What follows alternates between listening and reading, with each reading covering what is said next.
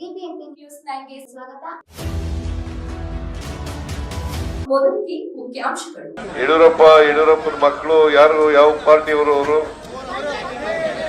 BJP ಅವರಲ್ವಾ?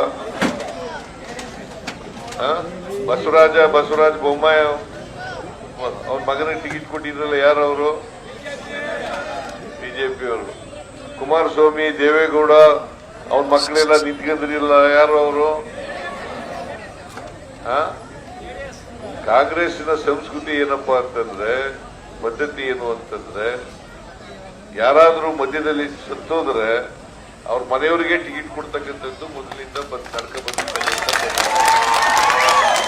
ಈಗ 2 ಉಪಚುನಾವಣೆಗಳು ನಡೀತಾ ಇದ್ದಾವೆ. ಒಂದು ಬಾಗಲಕೋಟೆ, ಇನ್ನೊಂದು ದಾವಣಗೆರೆ.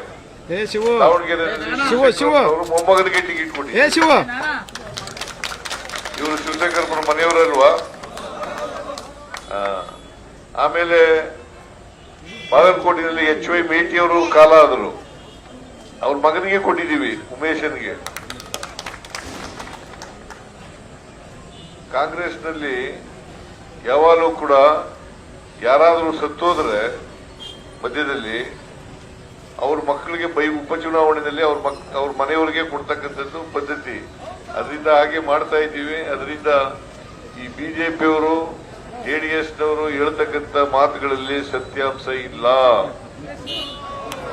ರಾಜಕೀಯಕ್ಕೋಸ್ಕರ ಮಾತಾಡ್ತಕ್ಕಂಥ ವಿಚಾರಗಳು ಇವು.